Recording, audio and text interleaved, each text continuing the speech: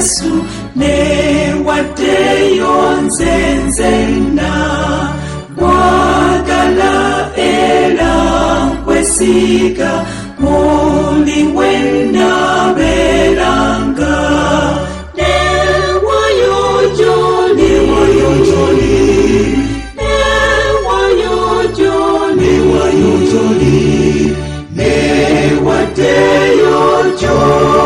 Yesu ne wayo joli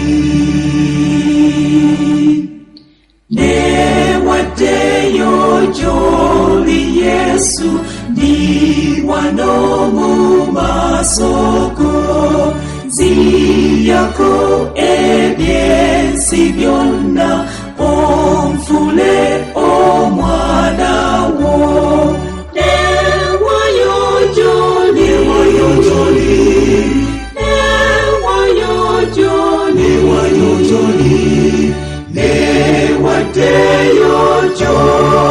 Yesu ne wayo joli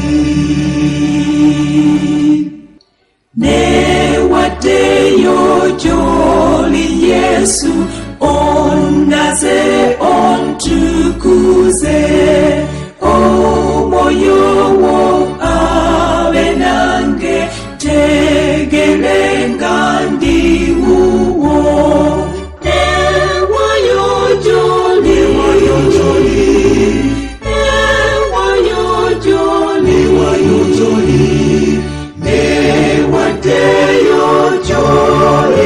Yesu ne wayo joli ne wateyo joli Yesu bulira amanyigo ne sanyulyo bulokozi kwebaza nnyo Mukama ne wayo joli ne wateyo joli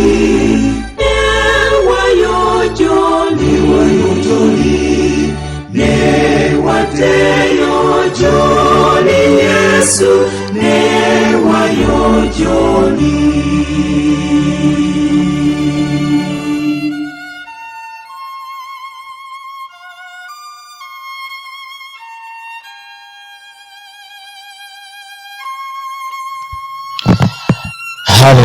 Hallelujah Mukama waffe yebazibwe nnyo abooluganda amanya n'eddoboozi nate yenze Pastor Martin Timothy Lubega owa Theos Divina South Church kitemu Kivu Kampala Uganda. Wetutuukidde olunaku luno olw'olwaleero olunaku lwakuna twebaza Mukama atuleese nate ku online yaffe wano eya Theos Divina South Church kitemu Kivu Kampala Uganda gye tusangibwa era ndi musanyufu okubategeeza nti twebaza Mukama atukuumye era nga ne kanisa eya kitemu Theos Divina South Church twagiguddewo okutandika okusabira mu premises zaffe empya we tubadde nga tuzimba era nga tukyazimbawo wabula twatandise ne Sunday services okubeera nga zikujja oba zikwajja mu kitundu ekyo ekitemu ku church oluvannyuma lw'okukola ebimu ku byabadde biyinza okutuziyiza bulijjo okuggulawo church eyo naye ebimu kasita twabijjeewo like danger holes ezibadde nga mu bitundu oba munda mu church premises kasita twazibisse zonna bakasita twajjeewo ekinnya ekyo ekibadde eky'obulabe ennyo ekya sewage ekigenda okuba nga kigenda mu sewage bwe tutyo ekifo ne tukigulawo Mukama nga bwali omulamu era nga kati tuli mu nteekateeka ey'okusitula toilets zaffe awo bulungi nnyo though tulinawo gye tukozesa toilet naye twagala okusitula toilet ezo ezitambulira ku pulaani y'ekizimbe tulabe nga nazo tuzikolako Mukama nga bwali omulamu. So bamikwano abampuliriza tukyalina omulimu gw'okusereka ekkanisa eyo support yonna omuntu gy'alina mu kuwagira omulimu gwa Katonda ogwo eyanirizibwa mu linnya lya Mukama waffe Yesu Kristo. So n'olw'ensonga eyo abantu abamu abampuliriza muyinza okuba temumanyi ki kigenda mu maaso twetaaga okusereka nga tukozesa $45 million eza Uganda okusobola okubeera nga tusereka. Wali bw'ozizza mu ddoola eya America tuba twetaaga ddoola omutwalo nga gumu n'ekitundu okusobola okulaba nga tumaliriza ensonga y'okusereka ennyumba ya Mukama eyo. So mukwano gwange ampuliriza, you can stand with us. Ekirala tulina foundation eyamba ku baana abateesobola mu ngeri emu oba endala, nga bazadde baabwe tebeesobola obanga baafa baawumula bagenda okubeera wamu ne Mukama. So nebaza Mukama ku lwa mwenna abajja nga muyimirira wamu naffe mu ngeri ey'okuwagira abaana bano abatalina mwasirizi, kulaba nga basobola okubeera nga bagenda ku masomero ne basoma ne mubawa ekirabo ekya education. So bamikwano nsaba tweyongere okuyimirira kubanga ne taamu eno eweddeko, ate nga tulinayo era abaana abeetaaga okuba nga baddayo ku masomero.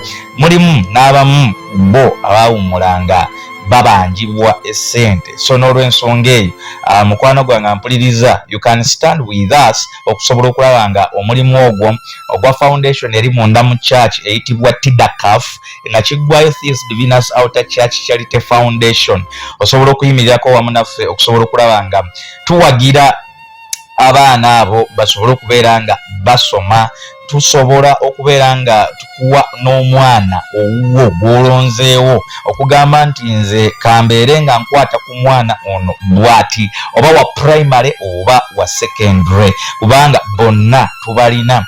Emmeeza yaffe ejjuza abaana buli lunaku abeetaaga okulaba nga bayambibwa mu ngeri eyo, naye olw'obusobozi obubeerawo obutono, n'olw'ensonga eyo tusobola okuba nga abamu bangi tubatadde ku stand still. So naye nga tulinawo abaliwo abeetaaga support olw'ekisa kya Katonda. You can stand with them sobola okulaba omulimu gwa Katonda nga tugukola. Jukira Bible nga bwega nti emmeme gabagabe negejjanga. You can stand and support somebody, some child, because tulina ne motto egamba nti every child is your child. Buli mwana mwana wo.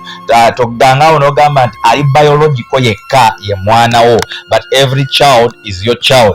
Eyo bwenebeera nga yennono kwotambulira, muganda wange ampuliriza, ensi ejja kwongera okwanguyira ne Mukama ajja kwongera okusiima olw'engeri emu oba endala mu ngeri gy'oyimiriddemu mu mirimu gya Katonda. Okwo kwonna kuweereza ava mu bali abalwanira obutuuti nti nange njagala ninye ku kituuti kuba sisita gundi ekagwa bawa omuzindaalo, abo tebabulayo mu makyaki, naye ddala nkutegeeze nti okuweereza kugazi. You can stand in the gap ey'okuwagira abaana abatalina mwasirizi abeetaaga okuyambibwa.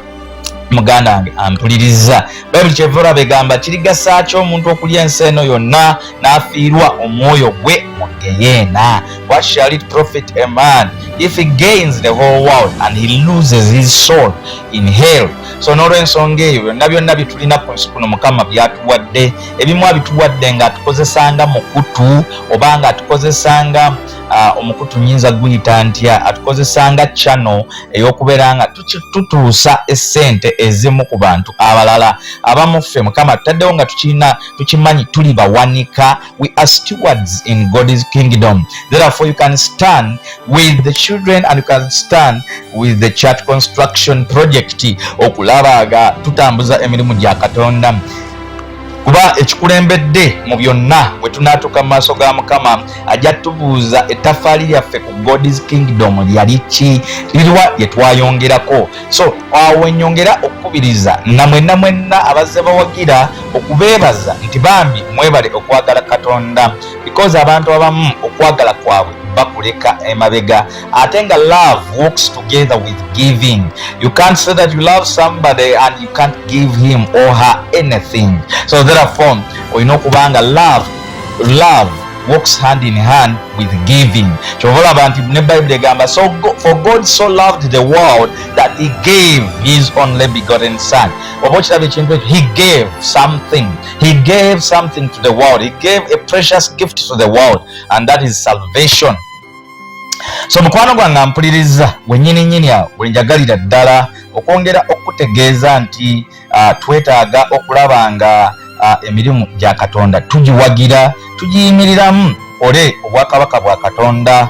Bwe tutyo kyengeri emu oba endala ey'okuweererezaamu Katonda mu bwakabaka bwe buno bwe yatuwa obuli ku nsi kuno obufugira mitima gyaffe mu mmeeme zaffe mu bwongo bwaffe ko ne mu ndowooza zaffe nga Mukama bwali omulamu. Today nkomyewo nate okwogera ku nsonga ey'obugombe omusanvu. Wali nvuddewo nzize okwogera ku nsonga ey'obugombe omusanvu, naye nga wali bwenvaawo nkugambye all those who have been supporting, may you continue to be blessed in Jesus' mighty name. Walk in other dimensions, more and more in dimensions of grace and financial prosperity, kubanga mukoze principle ey'okuwagira obwakabaka bwa Katonda ate nga naye ina kyeriliizinga mu bulamu bwammwe, era abamu mukikolanga form of worship.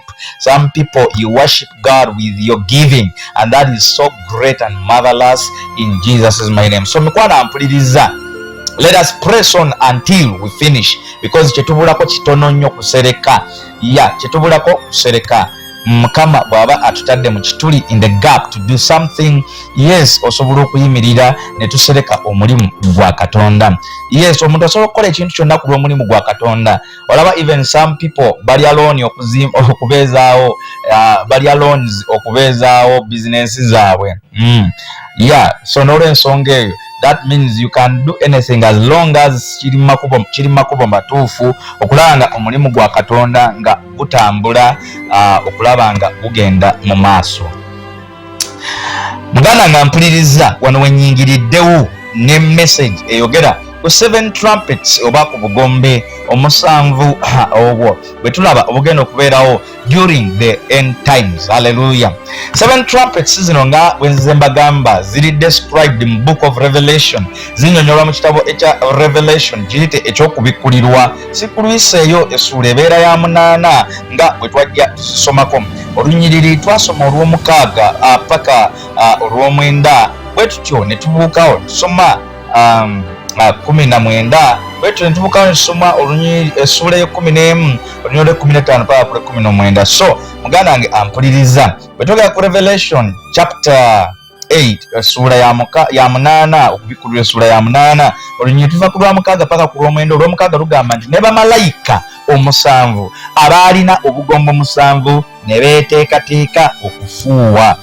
Olunyiriri olw'omusanvu ne lugamba nti malayika ow'olubereberye n'afuuwa, ne waba omuzira n'omuliro ebitabuddwa n'omusaayi ne bisuulibwa ku nsi, n'ekitundu ekyokusatu eky'ensi ne kijja, n'ekitundu ekyokusatu eky'emiti ne kijja, na buli muddo omubisi ne gujja.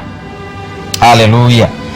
Awo nno bwe tweyongerayo olw'omunaana luga nti malayika ow'okubiri n'afuuwa ng'olusozi olunene olwaka omuliro ne lusuulibwa mu nnyanja, n'ekitundu ekyokusatu ekyennyanja ne kifuuka musaayi.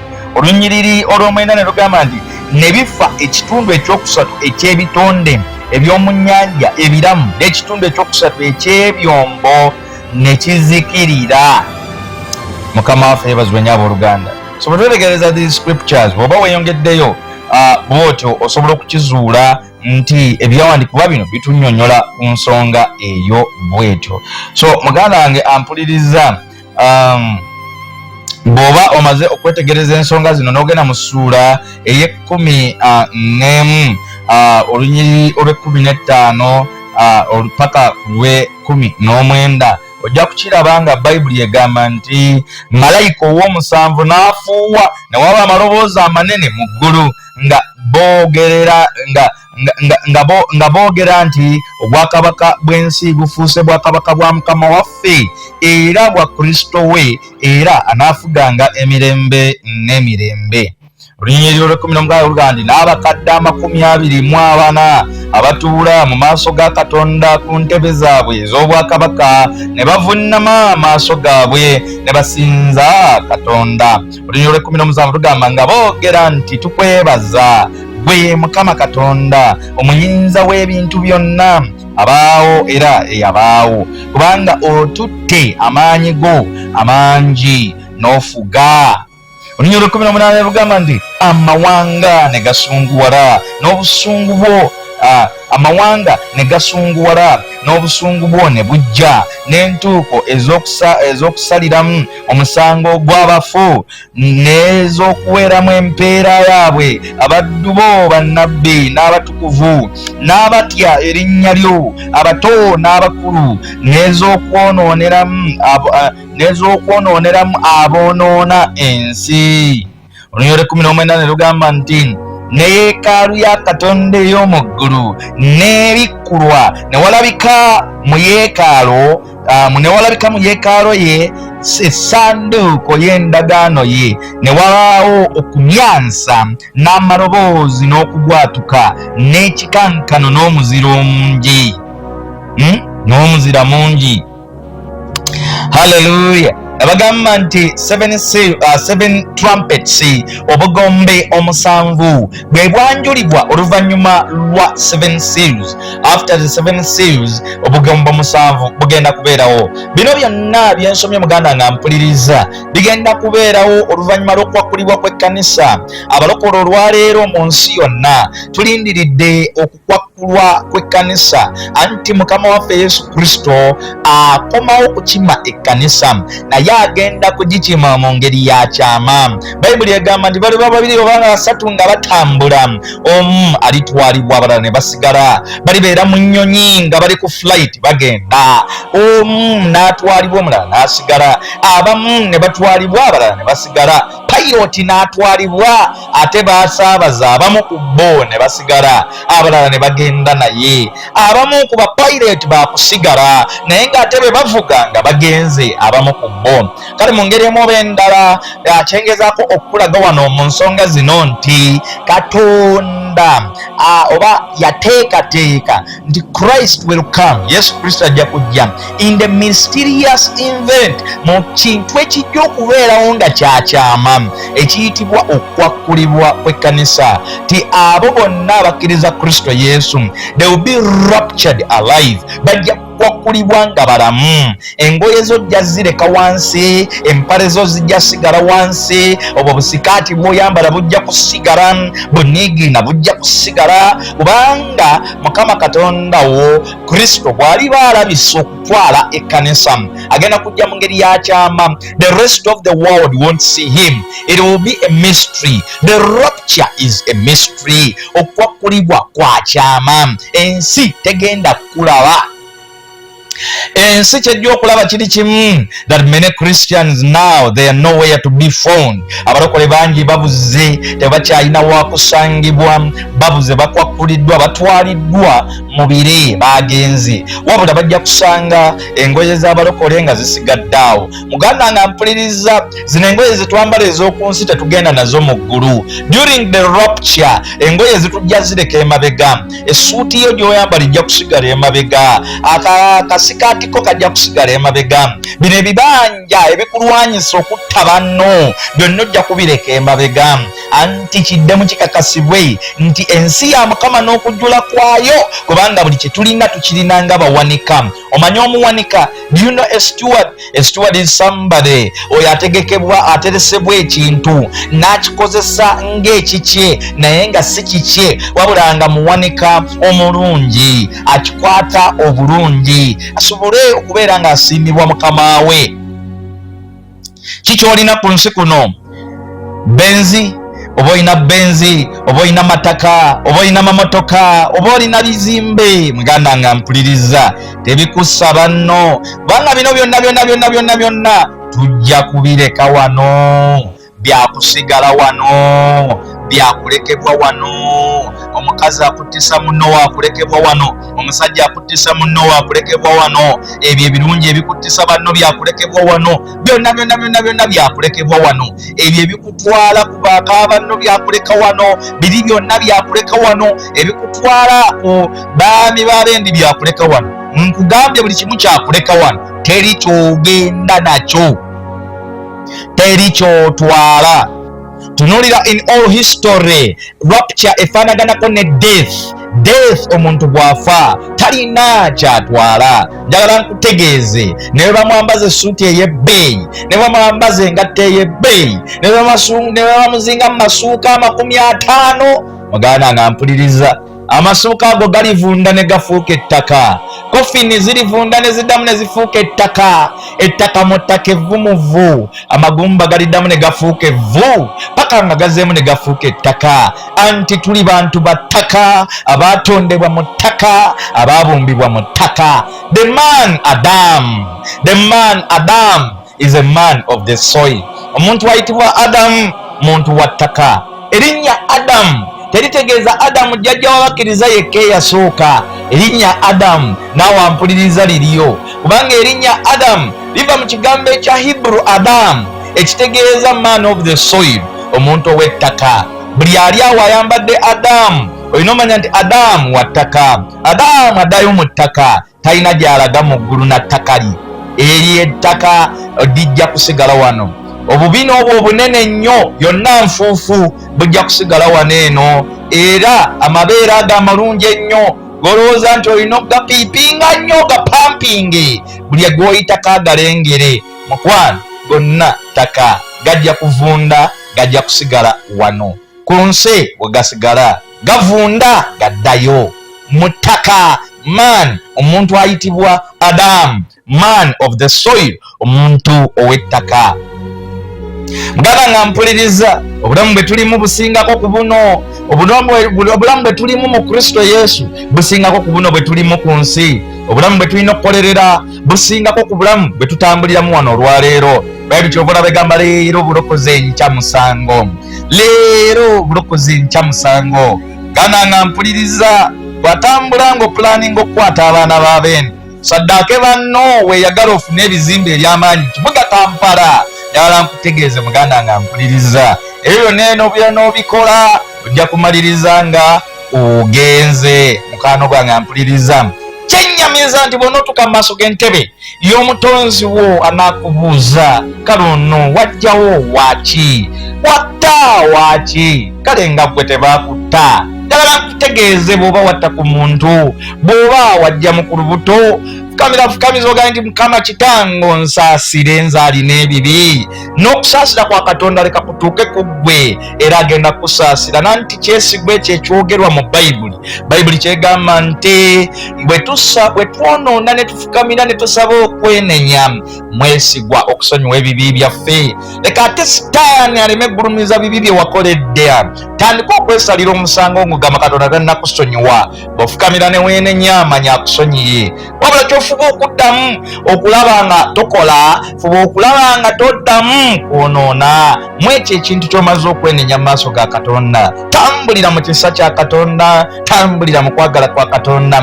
The man Adam, man of the dust, omuntu ayitibwa Adamu, muntu ow'ettaka, muntu eyava mu nfuufu, muntu ono wa mubiri. Gana nga mpuliriza, during the rapture Bayibuli etulaga nti like nga death bwebeerawo nti omuntu afa bufi n'abulawo n'ava mu nsi, ne muziika ebisigalira bye, ne mubireka awantu, n'abeera ekijjukizo ekiraga nti ono yaliwoko, ye yavaamu ggwe, ye yavaamu maama we, ye yavaamu kitaawo, ye yavaamu jjajjaawo. Ekijjukizo ekyo ne kibeerawo. Muganda wange ampuliriza, naye nga ye ekintu kiba kimu, tyaba agenza asisinkanya omutonzi we. Rapture bwetyo bwegenda okubeera. One time nabagamba, during the Bible days rapture yaliwoko. Rapture yaliwo in the Old Testament. I told you one time that Old Testament is the shadow of the reality for the new.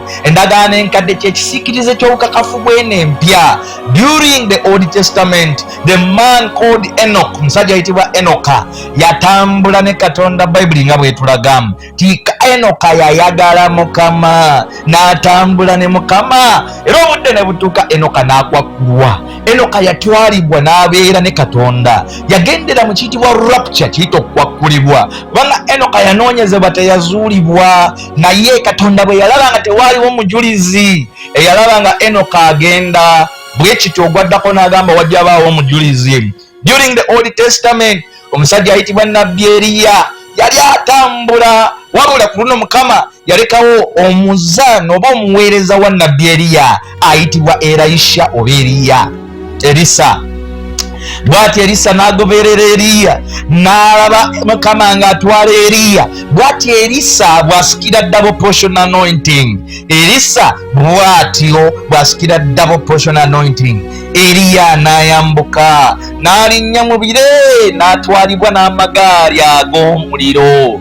That was the rapture in the Old Testament. Eyaliko witness eyalaba nga nabbi Eriya ayambuka.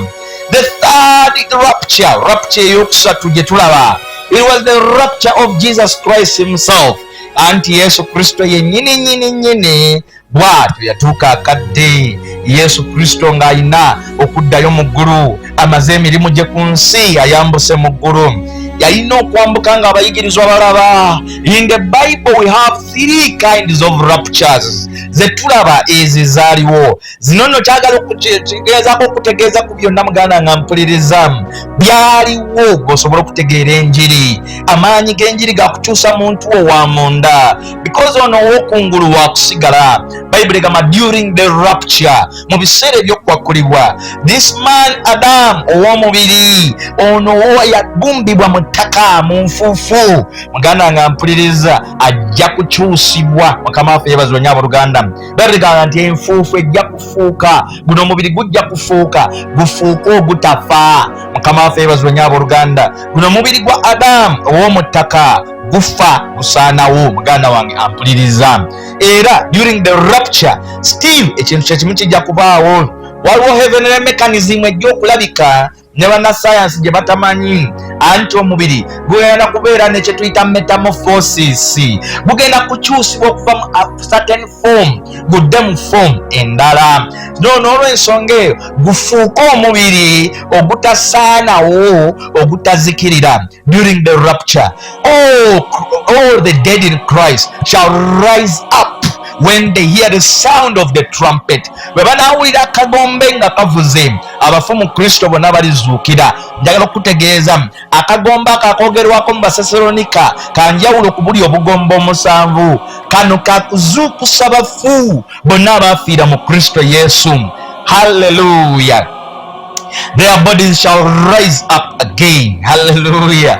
Nga zikyusiddwa. Kyekigenda okubeerawo muganda wange ampuliriza. Enfuufu y'omwana w'omuntu ku nsi eno eyaddamu n'evundira mu ttaka yonna. Amaanyi ga Mukama galikuŋŋaanya n'eddamu n'ezimba omubiri omupya, wabula omubiri ogutasaanawo era omubiri ogutazikirizibwa. Tukkiriza ffenna nti when someone is in Christ, bw'afa agenda kubeera wamu ne Kristo. The spirit goes to the Father, but the body or the flesh remains here. So n'olw'ensonga muganda nga mpuliriza, rapture egenda beera rapture yaki? During the rapture period, the resurrection of the dead egenda kubeera resurrection of their dead bodies, but not their living and sleeping spirits. Emyoyo gyabwe gye giri mu ggulu gyebase giwummudde, naye emibiri gyabwe giri ku nsi kuno gyavunda giri mu ttaka. Abamu temukimanyi nti n'ebizimbe ebimu we mubitadde bigalamidde ku bantu bangi nnyo. Waliwo abaafiira e Luweero, juzi nali mpita e Luweero, waliwo abaafiira e Luweero mu lutalo. Obuwanga bwabwe bungi babugalamiza mu kkubo, anti baali bayitirivu nnyo abaafa. Bayibuli egamba nti during the rapture period bano bonna bagenda kuzuukira, buli gumba ligenda kugattaganya ku linnaalyo. Bwe tuba twogera ku kya rapture muganda nga mpuliriza, n'ekyokuzuukira kw'abafu muganda nga mpuliriza, genda osoma Ezeekeri 37 egenda kukuwa ku kifaananyi ku ebyo ebigenda okubeerawo ku lunaku olw'okukwakulibwa. Anti Bayibuli egamba mu Ezeekeri 37 ti Omwoyo wa Mukama n'agamba Ezeekeri nti ayi gwe Ezeekeri, lagira ayampewo ennya eziyimiridde ku nsonda ennya ez'ensi. Ekyo ekitabo kya Ezeekeri kyokka kyekikulaga nti ensi eri mu box form. Wabula munnasayansi wano ku nsi bwe yalemererwa okuzuula formation y'ensi, omuzungu yamaliriza agamba nti ensi eri saako, kubanga bwe tulaga wonna wonna twekanga tukomyewo gye twavudde. So bwe batyo muganda nga mpuliriza, tobolaba n'abantu bangi nnyo beebuuza ne location ya Garden Eden eriwa, olusuku Aden luliwa? Yakutegeeza according to the scriptures waliwo ebintu Katonda bye yakweka n'abifuulira ddala byama. Muganda wange ampuliriza, nga ekyensonda z'ensi ennya we ziri. No one knows the four corners of the earth, but the Bible tells us that this earth has four corners. Naye science yatugamba this earth is round. Mukama waffe yeebazibwe nnyo abooluganda. Only the student of the Bible yajja okutegeera nti ensi eyina ensonda ziri nnya. Bw'oba weetegereza Ezekiel 37, ensi eyina four corners. Hallelujah. Bible egamba nti yamugamba lagira empewo ennya eziyimiridde ku nsonda ennya ez'ensi zireete obulamu mu magumba amakalu. Bw'atyo n'alagira bwe kityo empewo ennya bwe yaziragira. Bible egamba waliwo commotion wakati mu vale. Abajjaasi ba Isirayiri abali bafiira mu kiwonvu. Laba Ezekiel agenda okulaba nga buli ggumba linoonya linnaalyo. Akawanga kanoonya bode yaako, kanoonya bwe keezimba ku magumba ganne gaako amalala. Manya nti wateekwa waliwo n'amagumba agaali gafuuka enfuufu. Amagumba ne gava mu nfuufu eri ne gaddamu ne geezimba ne gabeera amagumba. Muganda nga mpuliriza, during the rapture period, oba omuntu yali yaziikibwawa oba yali yasuulibwawa, his or her body ejja kwezuula yeenoonye. Keebereza ekigenda obeerawo mu rapture. For example, waliwo abajulizi bano be baziika, omu ne bamuggyako omutwe ne baguziika egindi, ate okugulu ne bakuziika e China. Muganda nga mpuliriza, during the rapture amagulu gajja kwenoonya. Omutwe gwe baziika e Zimbabwe gujja kunoonya okugulu kwako okuli e China mu speed ey'ekizungirizi. Muganda nga mpuliriza, jankutegeeze nti waaliyo Katonda eyatonda eggulu n'ensi. Bino byonna ebikwewaza bya bwereere. You need God the creator. So muganda nga mpuliriza, these 7 trumpets, obugombe buno 7 bugenda kubeera sounded during the period after the rapture. Nga rapture emaze okubeerawo, after the 7 seals, then wajja kubeerawo these things. Hallelujah. Bino ebintu bijja kubeerawo. Muganda ampuliriza, n'olw'ensonga eyo wano wenzijidde n'emesegi ya leero kiri kibadde kiggula luggi. Ndiwawo zituyita 7 trumpets ezinnyonnyolwako mu Revelation chapter 8 verse 6 to 9 nga bwenkulaze. Muganda wange ampuliriza, nenkusomera ne Revelation chapter 11 verse 15 to 19. Era bakulaga nti after these trumpets preparation egenda okubeera waawo yakugaba zi rewards, empeera. Muganda nampuliriza, how ready are you for heaven? Do you have eternal life? Oyina obulamu obutaggwaawo? Takoze ka flyer k'enjiri. Mbadde nkwasaganya n'omukulu omu ow'ekitongole ekimu eky'amaanyi wano mu ggwanga ekikola ebintu ebyo, nga waliwo flyer gye tubadde tukugezaako okukola okudesigninga ey'okugaba nga tubuulira enjiri. Naye natuwadde omutwe ne big question waggulu ebuuza ekibuuzo, do you have eternal life?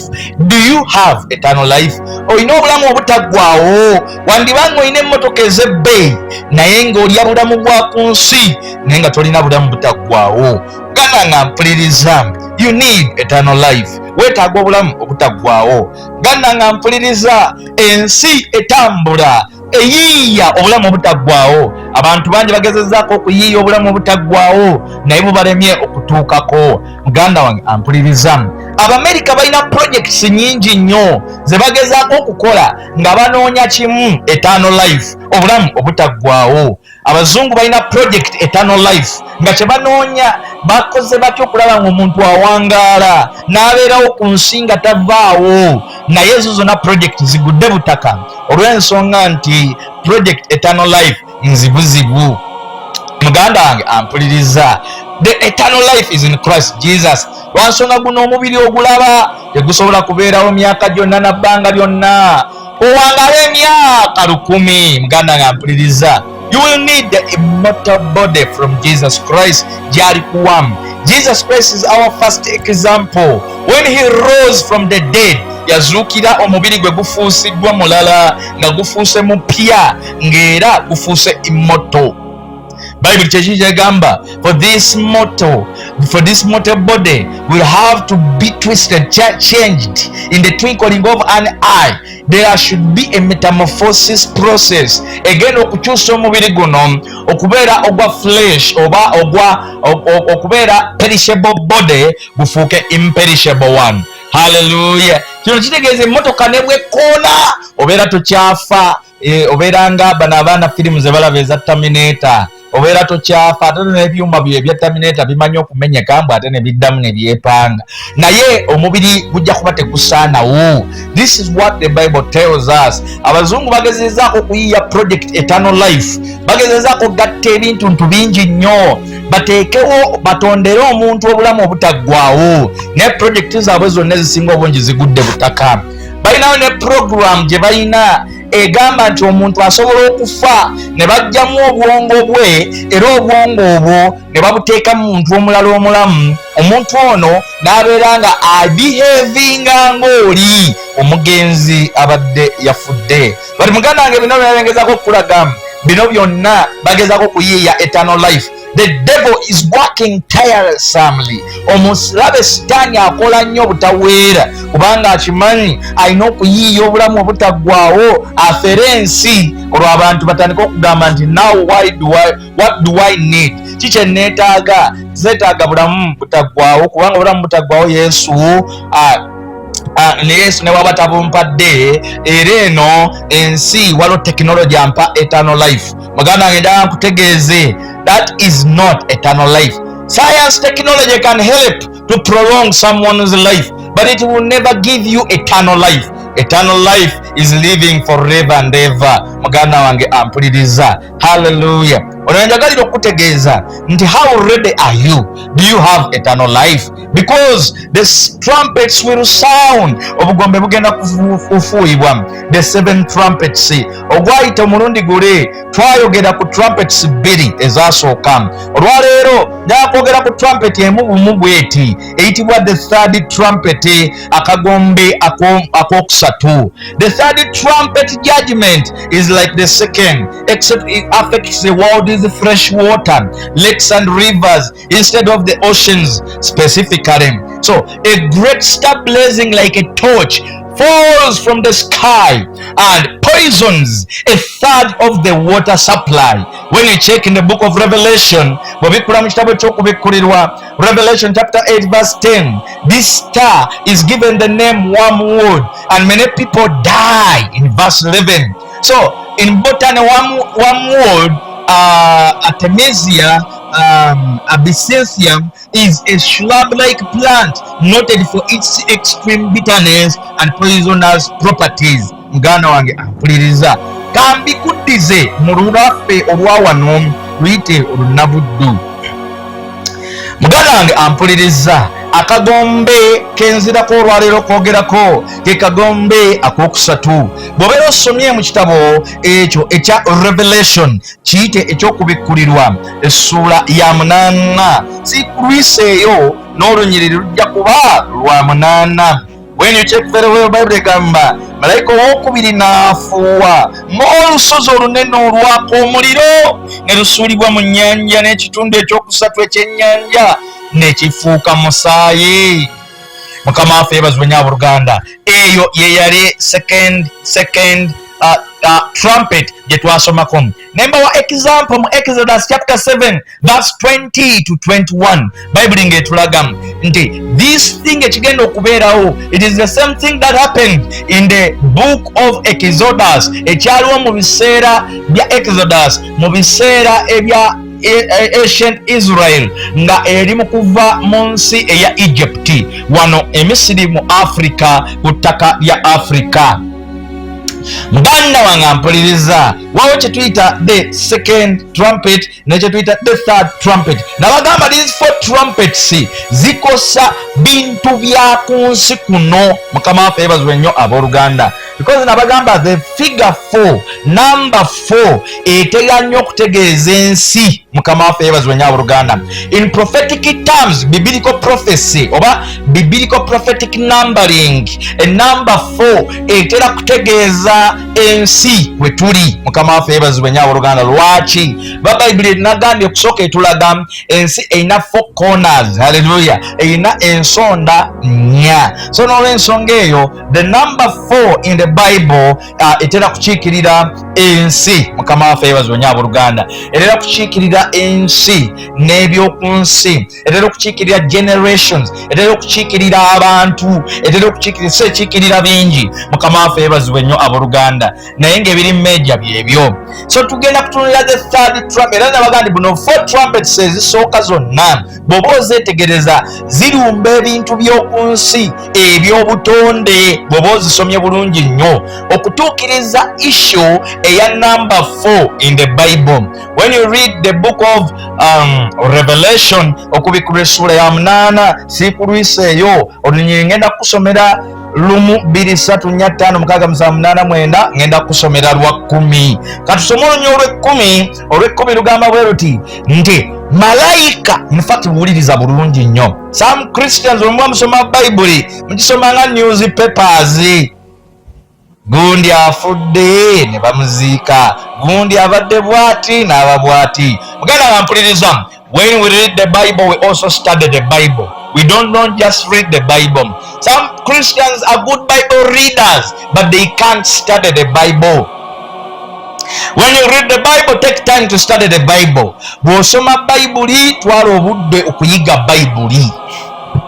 Mukama waffe yeebazibwe nnyo abooluganda. Njagala kufunikira nga nsoma ku kyawandiikibwa kineeno mu Revelation essula ya 8 olunyiriri lwa 10 okubikkulirwa essula ey'omunaana olunyiriri olw'ekkumi. Bayibuli giyite Bibiliya oba entakamiza. Eyogera eti egamba nti malayika owookusatu n'afuuwa, emmunyeenye n'eva mu ggulu n'egwa ng'eyaka ng'omumuli, n'egwa ku kitundu ekyokusatu eky'emigga ne ku nkunzizi z'amazzi.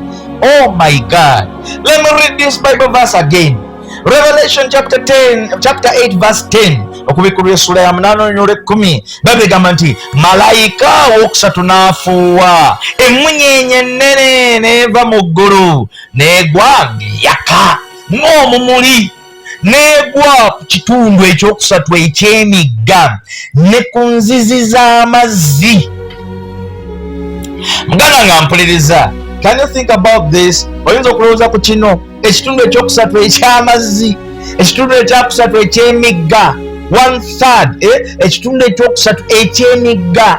Muganda wange ampuliriza, weetaaga weenenye weetereze. Kati akaseera kagenda kubeera kazibu nnyo. Muganda nga ampuliriza, you need to be ready for this. You need to be ready for this before the time comes. Hallelujah. The Bible etugamba, Bible etutegeeza nti abalokole abakkiriza Kristo Yesu kwe mulokozi we, they will not test this time. They will not test this period of time when you accept Jesus before that time comes. Hallelujah. Unfortunately, abo bokka abakyaganya omukkiriza kati bajja mukkiririza mu kaseera akazibu nga they have to persevere, nga balina okuguma bayite mu kaseera ako aka tribulation. Sani kwagaliza kaseera kano muganda wange, ebibonyobonya ebigenda okukabeeramu bya mutawaana, anti gagenda kubeera maziga, bigenda kubeera miranga, bigenda kubeera biwoobe eruuyi n'eruuyi. Emiranga gijja kubuna ensi, emiranga gijja kubugaana wonna. Abantu bajja kufa nga bafa maziga, abantu bajja kufa nga bafa embeera embi. Teebereza Bayibuli nga bwetulaze in the third trumpet mu kagombe kano akookusatu nga kavuze. Jukira waliyo 7 seals nakusomesaako. Ensi ejja kuba ekyali mu biwundu bya 7 seals, ate ebiwundu bya 7 trumpets bitandike. Muganda nga mpuliriza, kigeraageranyako n'omuntu alina ebbwa, so ng'ate mu bbwa alina okutuuza ekintu asobola okubaako wagenda. Muganda nga ampuliriza, wali obaddeko nebbwa, wali obaddeko n'akavunza nga kakujijiira tekasirika, katujja nga tekasirika. Muganda nga mpuliriza, genda mu byafaayo, noonya mu Uganda wano ggwanga ki, tribe ki eyali esinza okulumwa envunza. Muganda nga mpuliriza, zaabaluma baziwulira muganda wange. Envunza eruma, etujja buli ddakiika, etujja buli kasekendi, etujjirira buli budde, esiyirira ng'ekula. Muganda nga mpuliriza, njagala otegeere newankubadde ensuwa nejja kuba ekaaba, ebyaddala ebintu bijja kuba bitandika butandisi. Muganda nge ampuliriza, gwe wakatenda 7 seals era wakatenda 7 trumpets wadde sinazimalayo, naye sinnakusomesa ku 7 bowels kuba ze ziddirira ebisemba. 7 bowels biyete ebibya omusanvu. Muganda wange ampuliriza, bino byonna biri 7, obubonero 7, obugombe 7 n'ebibya 7. Omuntu ng'anaaba alabye, teereza nkubamu akafaananyi, ndaba abakadde abagenda okubeerawo ebiseera ebyo, abatakyalina gatambula, abatakyalina gadduka, abatakyalina maanyi ago gaddukadduka, anti nga buggayegaye, anti nga tewali wakuddukira. Bayibuli erina ne weegambira nti abantu abamu baliraajanira, ensozi zibakweke ne zibadduka, ensozi zibakweke ne zidduka we bali. Teebereza okudduka awantu weekweka omuti ne gukudduka, akaseera kagenda kubeera kazibu nnyo. Omuti gujja kudduka omuntu agenza ogwekwekamu, kyajja kuba kya mutawaana. Omuti gujja kudduka omuntu agenza ogwekwekamu, olusozi lujja kukudduka ng'oddukodde okwekamu. Kituukirire Bayibuli kyeraga ti tewaliba wakwekweka, tewaliba wakuddukira, olibangaawo ng'oyimiridde byonna bikuyitemu ng'olaba. Ekyomutawaana bw'omala okufa ate era ogende mu muliro ogutazikira. Oh, what a mess. That is the reason lwaki olina okwetereeza kati, otegeere omutonzi wo ng'okyali mulamu, otegeere katonda wo ng'okyali mulamu. Bannaffe Abakatuliki balina oluyimba lwe bayimba nti fuba fuba eggulu y'empeera y'ekewaffe, fuba fuba eggulu y'empeera y'ekewaffe. Muganda nga mpuliriza, fuba kati ng'oli mulamu, togenda kufubira mu kofini gy'oli nti onoogumya mugongo, gy'oli nti onoofubya mugongo. Muganda nga mpuliriza, tosobola kufuba ng'ogalamidde mu kofini, tosobola kufuba ye obudde obwo bwarapukya, wanaabeerawo obudde bw'okuteeka abantu mu kofini, bajja kubaziika nga be baziikira mu ntalo. Tewagenda kuba budde bwa kuteeka abantu mu kofini, tewagenda kubeera budde ebinyonyi bijja kulya abantu, binyonyi bigenda kujja birya ennyama y'abantu ey'emirambo gyabwe nga bafudde. Disasters zigenda kubeerawo, obulamu bugenda kubeera bwa mutawaana.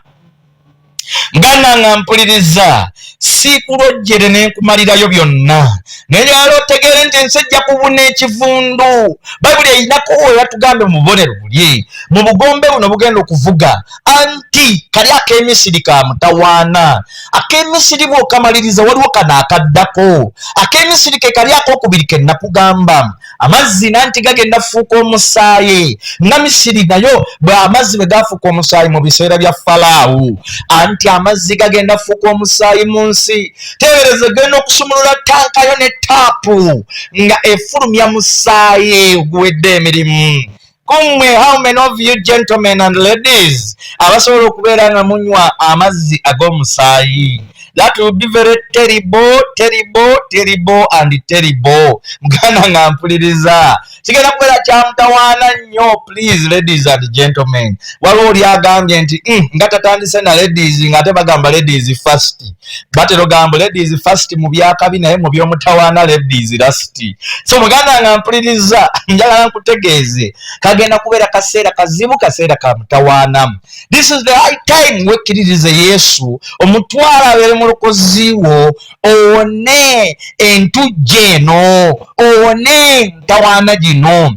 gigenda kubeera mizibu nnyo muganda wange ampuliriza bayibuli etulaga ekyaliwo Egypt bw'ogenda n'osoma Exodus chapter 7 verse 20 to 21 amazzi gonna gaafuuka musaayi ebikere ebyali mu mazzi bwe byalabaga gafuuse musaayi byali birina okuddukayo bayibuli kyova olabega nti ebikere ne bitandika okubuuka nga biyingira enju ya Falaawo Falaawo era yakaluba omutima yasimba eggodo n'agamba nze era sibata paka first born bwe yafa awo Falaawo n'alyoka abata naye abatatabata ebyaliwo mwabimanya sijja kugenda nnyo mu nsonga za Falaawo ezo naye muganda nga mpuliriza njagala nkutegeeze nti ebyo byonna nga biwedde waliwo trumpet ey'okusatu yiino ekiraga nti biri we binaggwa kijja kutuuka amazzi gaddemu gaveeyo mu mbeera y'okubeera omusaayi gaddemu gafuuka amazzi naye ekyolina okumanya kiri kyali Egypt wokka kino kigenda kubeera mu nsi yonna every water channel, every water body, nego walembeka mu tanka, nego walembeka mu pipa, nego walina mu bidomola, nego walina mu bikopo, onagenda ogakebera nga gafuuse musaayi. Jukira omusaayi ogutwala akadde gukala ne guvunda ne guwunya. Muganda wange ampuliriza. This will be very terrible. This will be unbearable. Egenda kubeera condition nzibu nnyo. Muganda wange ampuliriza. Kyokka amazzi bwe ganaddamu ne gafuuka amazzi. After a certain period of time, amazzi gagenda kuddamu gafuuka amazzi. Kyokka bwe ganamala ne gaddamu ne gafuuka amazzi. Ate wulira akabonero akagombako okusatu kye kagenda okukola. The third trumpet judgment eringanga the second one yonna egenda kukuba amazzi, egenda kukuba water bodies, egenda kukuba fresh water, egenda kukuba lakes, egenda kukuba rivers, egenda kukuba amazzi gammwe gonna ne gemutereka mu bukopo bwammwe obwa kampani, gemutereka mu bucupa bwammwe. Nawulirayo abagamba abaana nze nywa waba water, nze nywa spice, nze nywa renzoli, nze nywa biki n'ebika byonna ebiribeerawo muganda nga mpuliriza. Kampani ezikola amazzi kwolwo zijja kitegeera nti amazzi tosobola gakola nga Katonda agambye gonna gafuuke musaayi. Oh, what a loss. Kitegeeza ensi ne companies nyingi ez'amaanyi ezikola amazzi zigenda kugwa. Kino kijja kuyingira mu economy y'ensi, ebyenfuna by'ensi, sente zigenda kubula abantu ku nsi. Kyekiri Bayibuli kyegamba. Bw'obezeeyo n'osoma ku siiru, emu ku siiru gye twayogerako, siiru eya Black Horse. Haleluya. Eno egenda kuba nga Black Horse reloaded. Siiru ya Black Horse yali ya femini, enegenda kubeera nga Black Horse reloaded. Bwamuganda nga mpuliriza ayo Black Horse ekiikirira obwavu n'okubula kwa ssente. Temukaabambu ssente zibabuze kati. Ate wali kijja kuba kya mutawaana, kijja kuleeta enjala. Eyo Black Horse eranga enjala eri kakutiya gye bayita kakutiya. Ani akuwadde akatebe? Enjala ng'eyaluma Abajapan mu myaka egiyise mu byafaayo. Waliwo enjala eziri ku likodi emu y'ensi yonna ezakyasinze okuluma abantu ne bafa. Muganda wange ampuliriza, njagala nkutegeeze gwe awuliriza. Tibino enjiri by'owulya twogera ebyenjiri bino ebigambo. Tetwogera kusudiya kucamusa oba kukola ki. Twogera muganda wange amazima. This world has a creator. Eyina omutonzi ensi eno gy'olaba. Atulindiridde olunaku lumu ku nsi tusaabalira bwereere. But the day comes when we shall have to pay for the time we have been here. The time will come we tulina okuwa accountability. Ngaba good stewards or bad stewards. What type of steward are you? Which type of steward are you? Are you a good one or a bad one? Muganda wa ampuliriza. Hallelujah. Third trumpet njifundikira njikugambako bwenti. Third trumpet akagombe kano akokusatu. Now tukasomyeko mu Revelation chapter 8 verse 10. Okubikulira essula ya 8 onirwa 10 kankaddemu nkasomemu omulundi gumu. Okubikulira essula ya 8 onirwa 10 lugambye malayika owokusatu n'afuuwa emunyenye n'eva mu ggulu n'egwa ng'eyaka ng'omuliro n'egwa ku kitundu ekyokusatu eky'emigga ne ku nzizi z'amazzi. Waliwo emmunyenye muganda nga mpuliriza egenda okutonya eve mu ggulu egwe ku mazzi gano olwo nga gavuddeyo mu kubeera omusaayi. Kubanga trumpeti akokubiri kagafuula musaayi, akokusatu kagenda gabonyaabonya bubi nnyo. Anti wulira, abantu bwe banaalaba nga amazzi galevuddeko omusaayi tegakyali musaayi, bajja kucacanja, bajja kuzina amazina, bajja kuba mu ngalo bagambe oye. Antichrist agenda okubeera ku nsi kuno awakanya Kristo, ajja balimba nti amazzi nga tereezezza. Ekyo bwe kinaggwa bajja ogenda okomba ku mazzi ng'amazzi gakaawa, amazzi nga gakaawa. Olaba wano abaana tubagamba nywa ku kigagi tayagala, omwana omugamba nywa kaziire tayagala, omwana omugamba nywa kati ke bayita naalongo tayagala, omwana omugamba nywa ku bintu ebikaawa tayagala. Kati teebereza amazzi gagenda kuba gakaawa.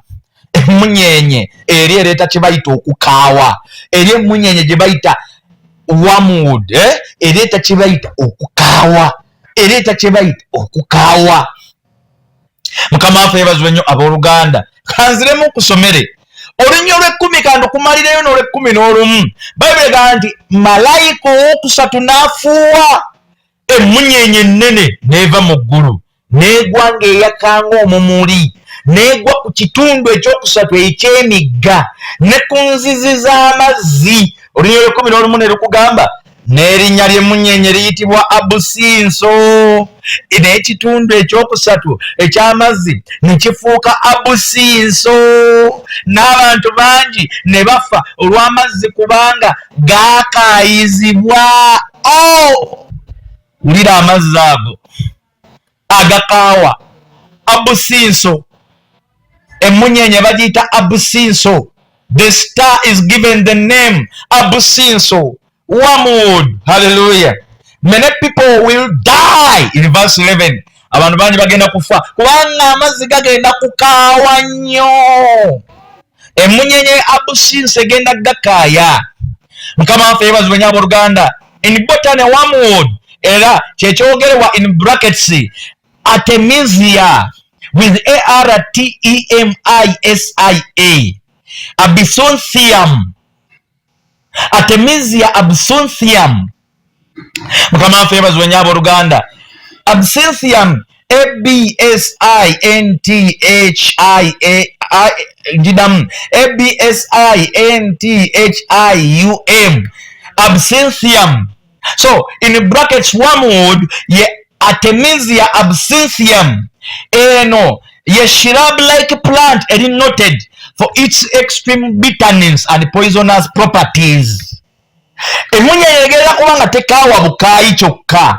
Emmunyenye eno tegenda kaayisa mazzi kyokka, wabula okukaawa kwayo kugenda kubeera kwa busagwa ng'oli wamala okunywako n'akaayirwa nga n'okufaafa. In other words, emmunyenye eringa ya butwa.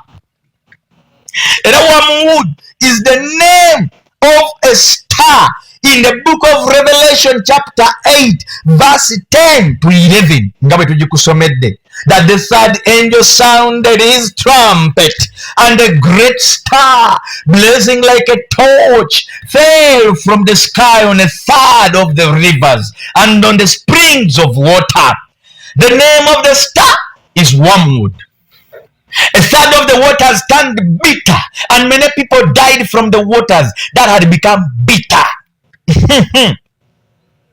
And a third trumpet judgment. Ladies and gentlemen, this is the third trumpet judgment. Tetunawulira ku fourth one, tetunawulira ku fifth one, tetunawulira ku sixth one, tetunawulira ku seventh one, but this is the third trumpet judgment. A third of the waters turned bitter, and many people died from the waters that had become bitter. Mukama waffe yeebazibwe nnyo abooluganda. Kano ke kagombe akookusatu. Muganda nga wampuliriza obugombe bulivuga. Obugombe bulivuga. Abantu abamu baali balowooza ng'obugombe bunaaba buvuga ensi egenda kubeera mu kunyumirwa na kusanyuka. abo abalowooza obugombe buvuga buno buleeta Yesu naye tebamanyi bumuleeta butya. Ngana mpuliriza bumuleeta naye baba wanajjira nga bumaze okuggwayo we bunaggwerayo bijja kuba mitawaana. Jjukira nabagamba rapture yanjawulo ku second coming. Bino byonna we binaggwa Yesu alina okudda ng'ensi yonna emulaba. Wawo kye tuyita coming for the church eyeri mysterious ya kyama ensi yonna temulaba. But bino byonna we binaggwa byenkusomesa bigenda obeerawo in the period after the rapture. Bino we binaggwa Jesus will have to show up. We have to come. Hallelujah. Alina okujja ensi yonna emulabe Bayibuli egamba buli liiso lirimulaba n'abo abamufumita balimulaba n'ebika byonna ebyensi birimulaba. Hallelujah. And his second coming is coming back with the believers to judge the world. He's not coming alone. He's coming back with us in the clouds, and the whole world will see him and us in the clouds, coming to judge with him the world. Hallelujah. Bibuli gamba tulisala wamu omusango ne Kristo Yesu.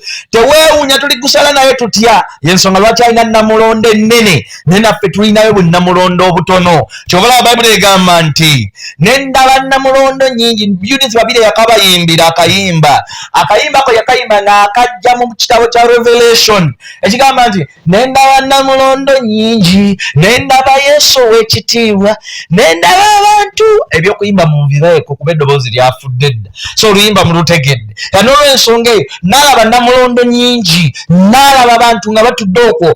Who are those people? It is the church. We, the believers in Christ Jesus. We shout, hallelujah. We shall judge the world with him. Hallelujah. Oh, the demons will bow down. Hallelujah. Just like they bow down today. Just like they bow down tonight. Just like they bow down whenever a child of God shows up. They still bow down. Hallelujah. We shall judge the devils. We shall judge the demons. Temumanyi nti mwe mulisalira ne bamalayika emisango. That is to say, tujja kusalira abamalayika ababi emizimu abo baafuuka demons, tujja basalira omusango in the name of our Lord Jesus Christ. Now here we are. Emunyenye eyitibwa Abusinso ekayisa amazzi kyokka yabusagwa yabutwa. Eyo ye third trumpet judgment. It is described in 7 seal trumpets. Era tulaba these 7 judgments. Eno ye third of them. Mukama waffe yebazibwe nnyo abooluganda. First trumpet tulaba kye yakola. Second trumpet tulaba kye yakola. Thou the third trumpet. Ekigambo Abusinso oba wormwood kiri mentioned here wokka mu New Testament. Nekirabika 8 times in the Old Testament. And each time it is associated with chirabikira, it is associated ekwatagana na bukaawu oba na kukaawa, ekwatagana na butwa, ekwatagana na kufa, death. So Revelation passage Mukama waffe yebazibwe nnyo abooluganda eyinza okuba tegamba that the star falling to the earth will actually be called wormwood by the inhabitant of the earth. Mukama waffe yebazibwe nnyo abooluganda. Rather, wormwood was a well-known bitter herb in the Bible times. So by naming the star wormwood, we are told that its effect will be to embitter the waters of the earth so much that the water is undrinkable. So it won't be a matter of simply a bitter taste to the water. It will literally be poisonous. If drinking water is unavailable to 1/3 of the earth's population, it's easy to see how chaos and terror will result. Humans can only survive about 3 days without water, and the inhabitants of the earth affected over inhabitants of the earth area affected will be desperate as to actually drinking the poisoned water, which will cause the death of thousands, if not millions of people. This is a prophecy that is yet to come in the last 7 years of this age. also known as the 70th week of Daniel. This is only one of the natural disasters in the 7 trumpets that will usher in the rise of the Antichrist to world power. Very quickly, when you go and check in the book of Revelation chapter 13, you will see 1/3 of the earth is destroyed by these trumpet judgments. This is only a partial judgment from God. His full wrath is yet to be unleashed. Praise the Lord. Jakufunikira message eno gwe yalokokedda bw'ogiwulira ki ky'ofunamu. How ready are you? How ready are you, brother? How ready are you, sister? Please be ready for the coming of the Lord. If you are born again, serve your Creator. Continue to serve Him. Press on. Do not stop. Leka otuuke okufa okuwummula ng'owummulira Mukama waffe Yesu Kristo. Oyogera kigambo kye, oyatula njiri ye, oyatula bubaka bwe, oyatula kigambo kye. Muganda wange mpuliriza. Jesus loves you so much. Be ready. Batana bakwatula Kristo Yesu kuyamba mulokozi wo. I want you to take a minute. Ogambe nti Kitange ali mu ggulu. Nkwebaza. Gwayagala okwetwala Yesu Kristo kuyamba mulokozi wo. Oyagala kulokoka.